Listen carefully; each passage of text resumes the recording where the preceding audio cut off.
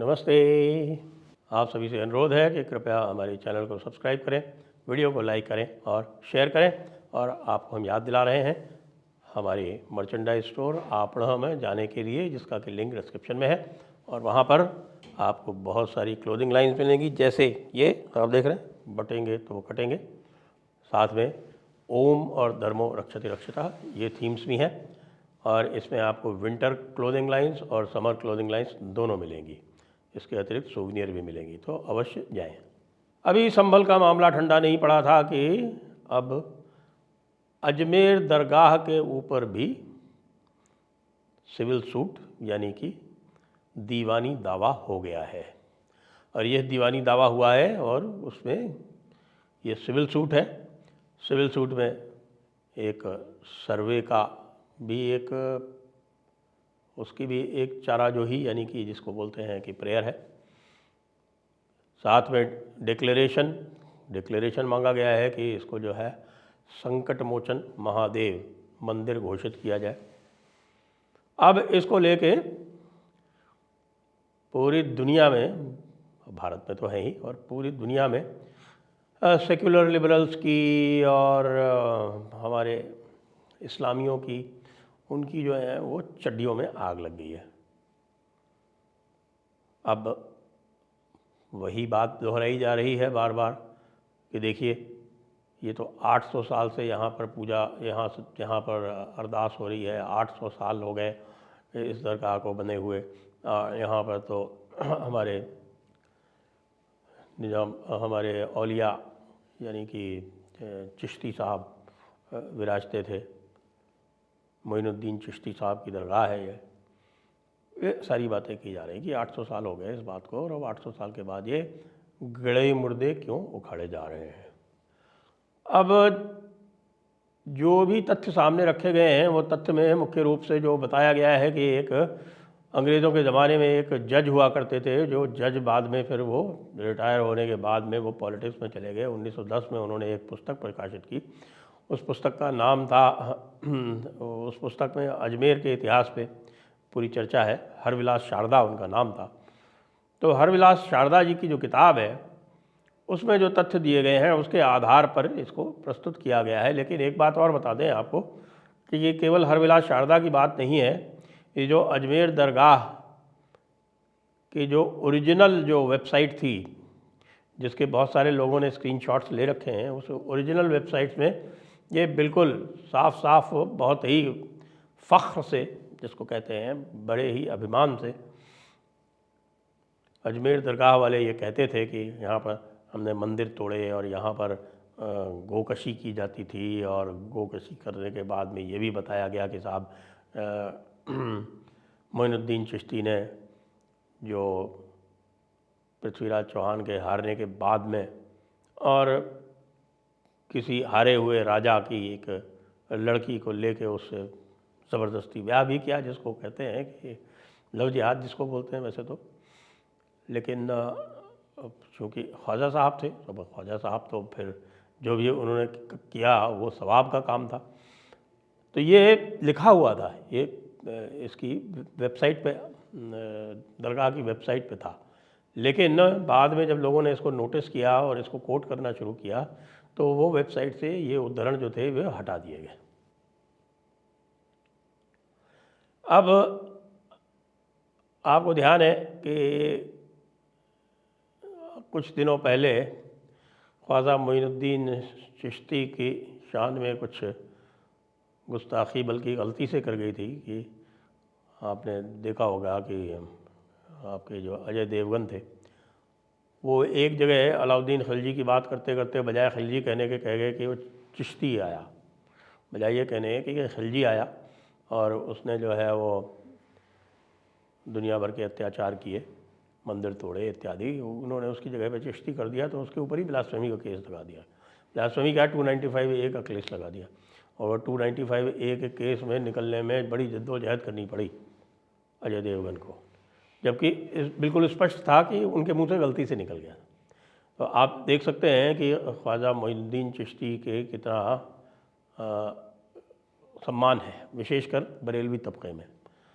वैसे यही बात अगर आप देवबंदी तबके से पूछेंगे तो वो कहेंगे कि ये जो कुछ भी हो रहा है ये सब शिर्क और ये कुफ्र है, ये देवबंदी वाले कहते हैं। वहाँ ऊपर में भी जाके कई बार उन लोगों ने इस तरह के वहाँ पर कारनामे किए हैं और उसकी वजह से झगड़े भी हुए हैं। वहाँ आजकल तो आपके जो अजमेर और बरेली दोनों के बीच में भी झगड़े शुरू हो गए हैं। अभी साल भर पहले बड़ा वाक़या हुआ था। खैर, तो प्रश्न ये उठता है कि अब बातचीत ये शुरू हो गई है कि साहब कि ये प्लेसेस ऑफ वर्शिप एक्ट का जो इंटरप्रिटेशन जस्टिस चंद्रचूड़ ने किया उसकी वजह से सारा गड़बड़ हो रहा है। और साहब इसमें साफ साफ लिख दिया गया है कि किसी भी पूजा स्थल का कैरेक्टर नहीं बदला जा सकता, 1947 में जैसा था वैसा रहेगा। तो फिर ये कोर्ट जो है वो क्यों अपने अधिकार क्षेत्र से बाहर जाके इस तरह की बातें कर रहे हैं और इस तरह के बार बार नोटिस दे रहे हैं। अब अजमेर में ये है कि साहब अजमेर का एक सेंट्रल एक्ट बना हुआ है, ये आपको शायद ध्यान नहीं होगा, और वो सेंट्रल एक्ट इसलिए बना हुआ है कि अंग्रेज़ों के वक्त में बनाया गया था वो। और उस सेंट्रल एक्ट में जो दरगाह कमेटी है वो सरकार की तरफ से नॉमिनेट होती है, लेकिन जो वहाँ के जो खादिम वगैरह हैं और एक दीवान वगैरह जो हुआ करते हैं वहाँ के, एक तो नाजिम होते हैं जो कि नॉमिनेट किए जाते हैं सरकार की तरफ से, दरगाह कमेटी भी सरकार से तरफ से नॉमिनेट होती है एक्ट के अंतर्गत। इस वक्त एक्ट में क्योंकि इस समय कमेटी नहीं है तो एक एडमिनिस्ट्रेटर अपॉइंटेड है, सेंट्रल गवर्नमेंट का कोई अंडर सेक्रेटरी है वो उसके इस समय एडमिनिस्ट्रेटर है। तो अब केंद्र सरकार भी फंस गई है। केंद्र सरकार इसलिए फंस गई है क्योंकि जो नोटिस इशू हुए हैं वो एक तो दरगाह कमेटी को नोटिस इशू हुआ है, एक माइनॉरिटी मिनिस्ट्री को, मिनिस्ट्री ऑफ माइनॉरिटी अफेयर्स को नोटिस इशू हुआ है, और इसके अतिरिक्त जिनको भी नोटिस इशू हुए हैं उसमें जो ये खादिम वगैरह जो ये पुश्तैनी जिनकी ये अपनी मानते हैं कि ये हमारी परंपरा है, उनको अभी नोटिस इशू नहीं हुए हैं। इसलिए 20 दिसंबर की जो अगली डेट है जिसमें नोटिस इशू करके और नोटिस को रिसीव करने की डेट है, उसमें आप पाएंगे कि उस वक्त पे बहुत सारे लोग इसमें इम्प्लीडमेंट की एप्लीकेशन लगाएंगे। तो ये इतनी जल्दी कुछ नहीं होने वाला है इसमें, जो लोग सोच रहे हैं कि इसमें जल्दी कुछ हो जाएगा, क्योंकि अभी तो जो प्रोसेस है बेसिकली किनको किनको इम्प्लीड किया है वो भी है, क्योंकि मुझे लगता है कि जिन्होंने भी किया उन्होंने इम्प्लीड कुछ ऐसे लोगों को भी करना चाहिए था जो चिश्ती ख़ानदान से ताल्लुक़ रखते हैं। अब इसी झगड़े में तो साल भर तो इसी चक्कर में चला जाएगा। अब दूसरी बात इसमें यह है कि जो लोग ये कह रहे हैं कि साहब ये प्रोटेक्टेड है, तो भाई ये देख लीजिए जो 1947 के बारे में जो कुछ भी लिखा हुआ है, जो प्लेसेस ऑफ वर्शिप एक्ट है, प्लेसेस ऑफ वर्शिप एक्ट का ये सेक्शन 3 है, और सेक्शन 3 में जो उसका 1 पार्ट है उसमें कहते हैं कि भाई religious nature shall be preserved. अब ये सारा झगड़ा जो है वो रिलीजियस नेचर का है कि रिलीजियस नेचर कैसे तय किया जाएगा, इसी पे ऑब्ज़र्व किया था और इसी पे जितने भी आप देख रहे हैं हाई कोर्ट्स वगैरह में, सुप्रीम कोर्ट में, इसी पे तय हो रहे हैं कि रिलीजियस नेचर तो भैया सिविल सूट से ही तय हो सकता है। केवल ये कह देने से कि भाई शक्ल से ये मस्जिद दिख रही है तो ये इसमें मंदिर का कोई तत्व नहीं है, तो ये नहीं कहा जा सकता, क्योंकि यदि वहाँ पर कभी भी मंदिर रहा हुआ होगा तो कानून ये कहता है कि once a temple always a temple, क्योंकि देवता कभी भी उस स्थान को छोड़ के नहीं जाते। आप मूर्ति को तोड़ दें, मूर्ति को वहाँ से खंडित कर दें, मूर्ति को आप ले जाके कहीं और फेंक दें, कुछ भी कर दें आप, लेकिन जहाँ पर देवता की एक बार प्राण प्रतिष्ठा हो गई वहाँ देवता विराजमान रहते हैं जब तक कि विधिवत रूप से उनका वहाँ से विसर्जन न कर दिया जाए। आप देखते हैं ना गणेश प्रतिमा, जब आपकी गणेश चतुर्थी पर गणेश चतुर्थी स्तव जब होता है और गणेश जी की स्थापना की जाती है तो गणेश जी का विसर्जन करना पड़ता है। इसलिए जहाँ कहीं प्राण प्रतिष्ठा कर दी गई वहाँ पर देवता विराजमान रहते हैं मूर्ति के माध्यम से, और मूर्ति न हो तो भी अदृश्य रूप में। यह कानून है और यह कानून अयोध्या वाले निर्णय में भी राम जानकी मंदिर, एक केस का हवाला दिया गया था राम जानकी मंदिर का, वो इसी संदर्भ में है कि once a temple, once the God has been invoked, or once a deity has been invoked, it will always be there in that place. वो उसी का स्थान हो जाता है, क्योंकि वो निवास स्थान हो जाता है. That is the house of the deity. वो एक प्लेस ऑफ कॉन्ग्रीगेशन नहीं होता, हाउस ऑफ द डेटी होता है. तो इसलिए ये जो बार बार कहते हैं कि साहब की प्लेस ऑफ वर्शिप एक्ट जो है, इसकी वजह से सारी दिक्कतें आ रही हैं और इसको जो है चंद्रचूड़ जी की वजह से संभल में इतने दंगे हो गए और चंद्रचूड़ जी की वजह से 5 लोगों की जानें चली गई, ये सब बेकार की बकवास है. संभल को ले गए लोग, पहुंच गए, लोग सुप्रीम कोर्ट पहुंच गए. लेकिन एक बात तो कहनी पड़ेगी कि जस्टिस संजीव खन्ना ने वो जो लिबरल एटीट्यूड थी जस्टिस चंद्रचूड़ की, जो इस तरह की पिटिशंस को वो तुरंत एंटरटेन कर लेते थे, और जस्टिस संजीव खन्ना ने इसके ऊपर बिल्कुल लगा दिया है रोक.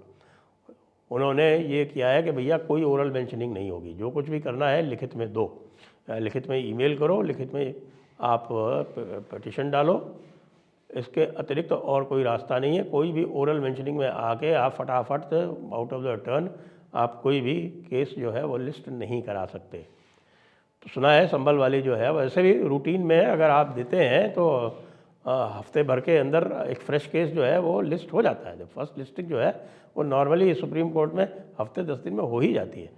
तो अब केस सुना है, लगाया गया था और उसकी जो लिस्टिंग है वही है 4 तारीख को, ऐसा सुना गया है. तो 4 तारीख को फिर इसके ऊपर जो है वो हल्ला गुल्ला करेंगे और प्लेसेस ऑफ वर्शिप एक्ट के इंटरप्रिटेशन के लिए बात करेंगे, जो भी करेंगे. लेकिन जो उसका ट्रिगर पॉइंट है वो संभल है, और संभल के बाद में अब ये अजमेर का और हो गया तो भाई मामला और भी संगीन हो गया. किसके लिए? हज़रत ओवैसी के लिए. जो हज़रत ओवैसी जो है वो ज़ोर ज़ोर से चिल्ला रहे हैं. लेकिन इसी बीच में चूँकि सरकार ने वक्फ अमेंडमेंट बिल की अवधि बढ़ा दी है, तो इनके हौसले भी बढ़ गए और इनको लग रहा है कि सरकार को इन्होंने झुका लिया. अब ये वक्फ बिल का किस लिए इन्होंने बढ़ाया, ये चाहते हैं संभवतः, मुझे तो लग रहा है कि ये चाहते हैं कि भाई ट्रंप एक बार आ जाए तो जो वैश्विक स्थितियां हैं वो थोड़ी सी कंट्रोल में आ जाए, उसके बाद करें. तो ये वैसे एक रीजनेबल प्रिजम्पशन है, लेकिन उसके लिए अप्रैल तक बढ़ाने की आवश्यकता नहीं थी भैया. मुझे तो कुछ CAA वाला लग रहा है कि हाँ, जब कोविड समाप्त हो जाएगा तब हम इसको करेंगे, और उसको करने में 3.5 साल लगा दिए. चुनाव भी बीच में एक हार लिए, पश्चिम बंगाल वाला, उसके कारण से. लेकिन अब अजमेर से टेम्परेचर और बढ़ गया है. देखते हैं आगे क्या होता है. जय हिंद, जय भारत, वंदे मातरम.